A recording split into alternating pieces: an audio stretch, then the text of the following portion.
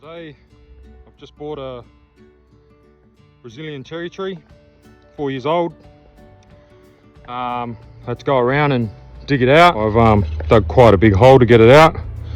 Didn't really have much of a main tap root, just these series of kind of roots that were close to the surface. 3 buckets of cow manure, 1 bucket of rabbit, and 1 bucket of sheep, and yeah, 1 bucket of worm castings.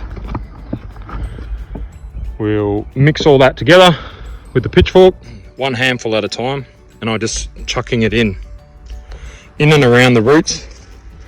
Like, as you can see, the tree's already holding itself up now. I'm trying to cover the entire root base of the plant, and by doing it by hand, every time I grab a new handful of manure, I'm making sure that all 3, 4, whatever I put in here, manures are all mixed together, and that I don't just have like a big clump of one manure in one spot. I want it all mixed together nice and evenly, and I'm throwing it in by hand because all those delicate roots, I don't just want to dump it in there.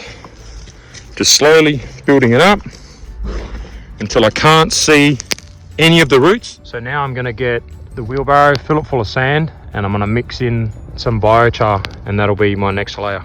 You can see a lot of it's like good, like mulch, great mulch, and then you see this clayey stuff. It's got a bit wet, but that's like, it's black, it's got biochar, it's got potash. We want a little bit of everything, and then we'll kind of we'll do half a barrow of that, and then we'll do half a barrow of the soil that came out of the hole. Now that I've added the composting worms and everything like that, there's a lot for them to kind of break down and eat in and around the plant.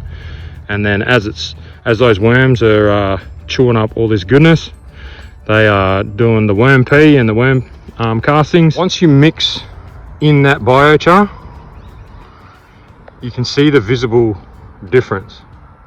A lot of organic matter, that carbon element from the biochar, slight kind of grayish color from the potash, and just all that mulch in and amongst that layer will really help that plant to push through this difficult stage and re-establish itself. I mean, look at that beautiful guy.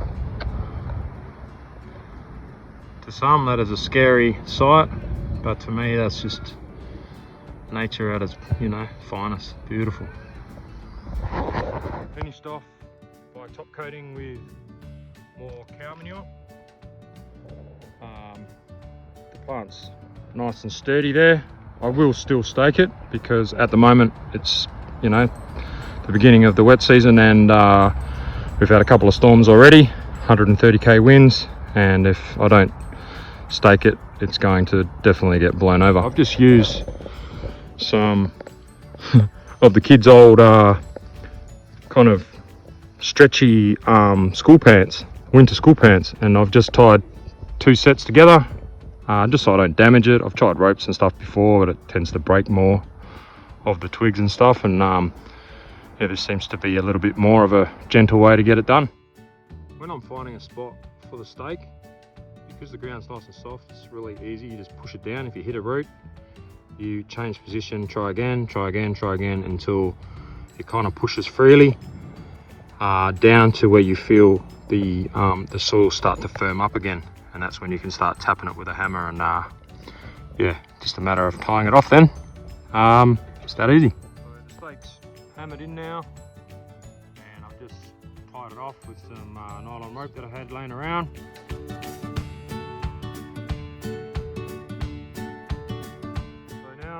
Just finishing off